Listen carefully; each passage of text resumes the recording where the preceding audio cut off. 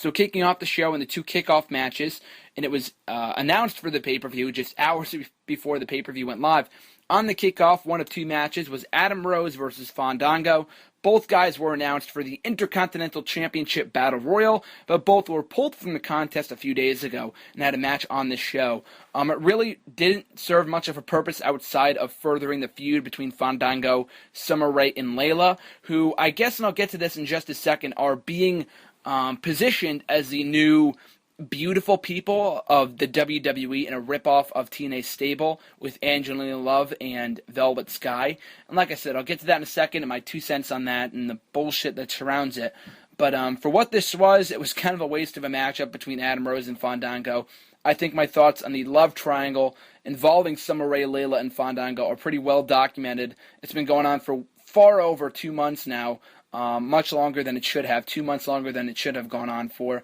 I don't know if Summer Rae and Layla are supposed to be baby faces, or if I'm supposed to feel sympathetic towards Fandango for being for being the victim in all of this and not doing really anything to really deserve any of this, aside from 2-timing Layla and Summer Rae. I'm not exactly sure how I'm supposed to feel, but what I am feeling about this angle is annoyance, and I'm personally annoyed by everything that goes on between Fandango, Summer Rae, and Layla.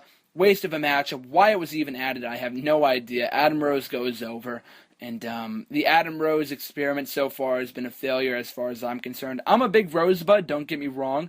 Love the guy, love the gimmick. I guess WWE just saw it as a failure, and if they see the gimmick as a failure, then that's when it won't get over. If they start to push it, or at least try to push it, then it will get over, but they never even made an attempt. So that's the issue with Adam Rose. But like I said before, I'll get to this now.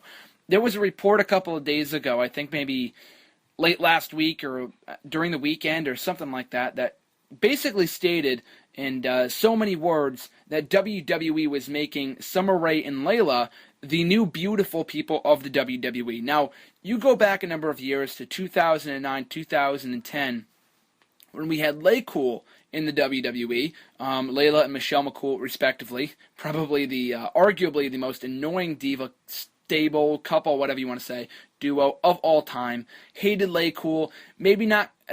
Maybe they didn't get the heat that they were looking for. Maybe they got more of go-away heat than anything else. But I personally hated Laycool. I'm a big fan of Michelle McCool and all that she's accomplished in the WWE. But Laycool, you can clearly see. I could see that as being a ripoff of the Beautiful People.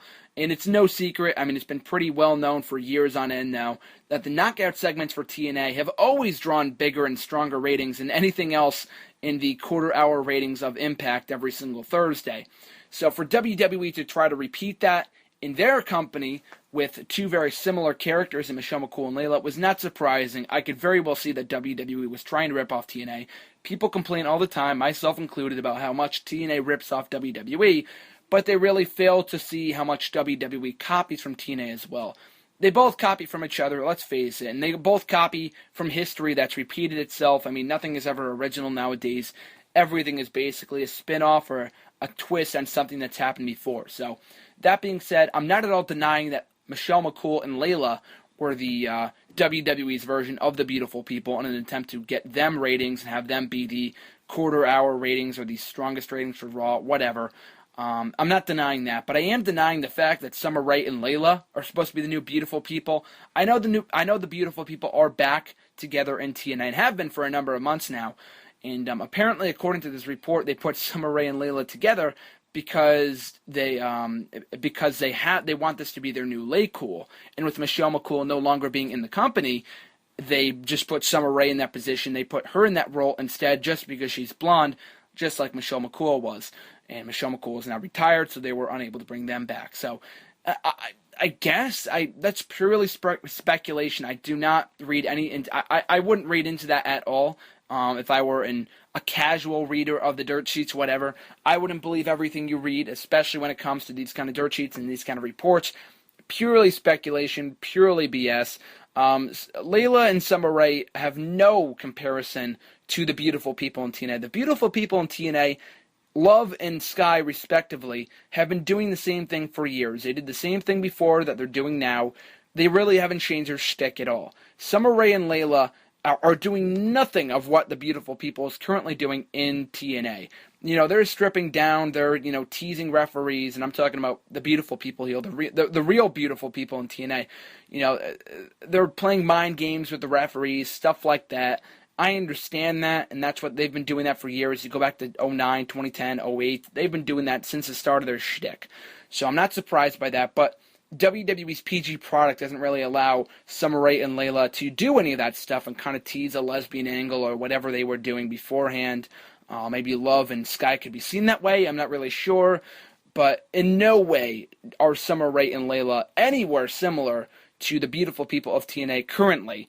Summer Rae and Layla, all they're basically doing right now, as much as I hate it, all they're basically doing is coming down during Fandango's matches and causing him to lose. The beautiful people are just making life miserable and just vicious as hell for anyone that comes in their path, whether it be Brittany or Madison Rayne or Gail Kim.